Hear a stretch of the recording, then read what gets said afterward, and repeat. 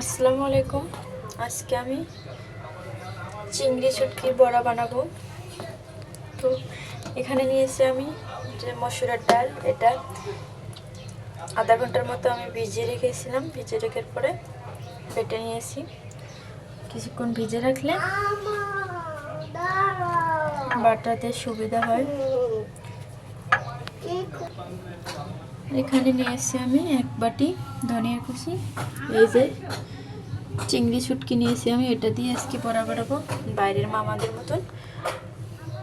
এই যে এদিকে নিয়েছি পেঁয়াজ, দুটো পেঁয়াজ কুচি করে নিয়েছি, আর তিনটা নিয়েছি কাঁচামরিচ, আর এখানে নিয়েছি আদা রসুন জিরে বাটা। তো সব করা উপকরণ আমি ডালের মিক্সির মধ্যে দিয়ে দেবো। এই যে ধনে পাতা, আর আমি এখানে নিয়েছি চালের গুঁড়ি 1 কাপের অর্ধেক। আপনারা চাইলে এখানে বেসনটা দিতে পারেন, বেসনটা দিলে বেশি ভালো হয়। তো আমার বাসায় এখন বেসন নাই, এই জন্য আমি চালের গুঁড়ো দিয়েই এটা বানিয়ে নেব।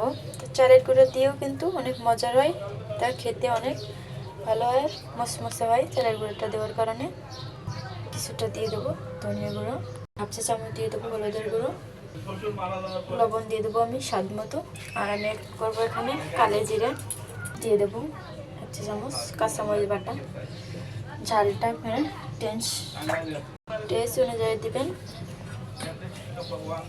তো সব করে উপকরণ আমি দেওয়ার পরে হাত দিয়ে এভাবে একটু ম্যাশ করে নেব। অল্প কিছু উপকরণ দিয়ে কিন্তু এটা বানানো যায়। এই উপকরণগুলো কিন্তু সবার বাসাতে থাকে। মিক্সিংটা আমার রেডি। এদিকে নিয়ে এসে যে চিংড়ি শুটকিটা কিন্তু আমি ধুয়ে নিয়েছি ভালো করে।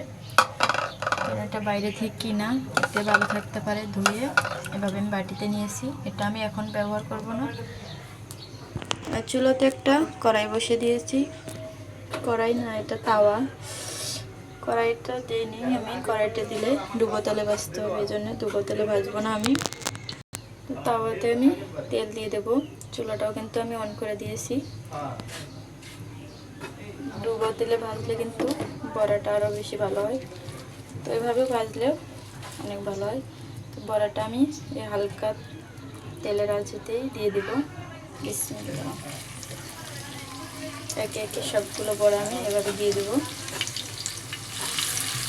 আপনারা চাইলে যে কোনো সেটা দিয়ে দিতে পারেন।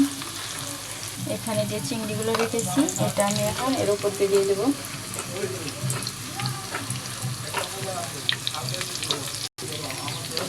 এই চিংড়ি শুটকিটা কিন্তু আমি উপরটা এভাবে একটু চেপে চেপে দিয়ে দিলাম। এভাবে আমি একটু উল্টা পাল্টা ভেজে নেব। চুলার হিটটা মিডিয়াম আঁচে রাখবেন, তাহলে এটা ভাজতে সুবিধা হবে। একটু সময় ধরে ভেজে নিলে খেতে অনেক ভালো হবে, এটা অনেক মচমচে হবে। তো আমি এভাবে একটু স্পষ্ট এভাবে একটু হয়ে গেলে আমি উল্টায় দেবো। বড়াগুলো আমি একটু উল্টে দেবো।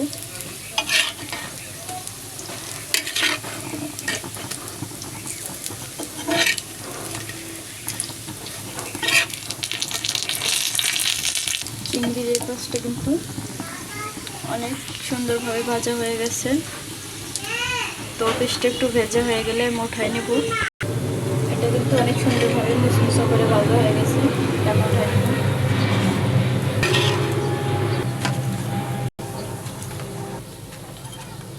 আপনাদের বোঝার সুবিধার জন্য আবার আমি পরোটা দিয়ে দেখাতে দিচ্ছি। প্রথমে এইভাবে বড়াগুলো দিয়ে দেবো।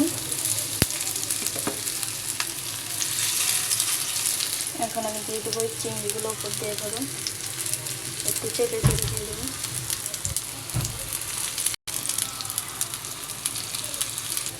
এখানে দিয়ে দেবো আমি তেলটা দেওয়ার পরে আমি কিন্তু একই প্রসেসে সবগুলো বড়া উল্টে পাল্টে ভেজে নেব।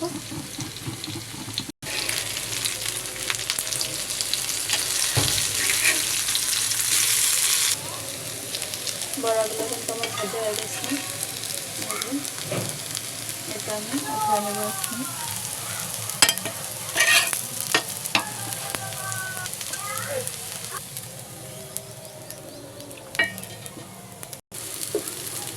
সবগুলো বড়াই আমি এভাবে ভেজে নেব। সবগুলো বড়াই কিন্তু আমার ভাজা শেষ। দেখে বুঝতে পারতেছেন কতটা মুসমুস হয়েছে। তো কেমন লাগলো আজকের রেসিপিটি? ভালো লাগলে অবশ্যই লাইক, কমেন্ট, শেয়ার করবেন। আমাদের চ্যানেলটি সাবস্ক্রাইব করবেন। আল্লাহ হাফেজ।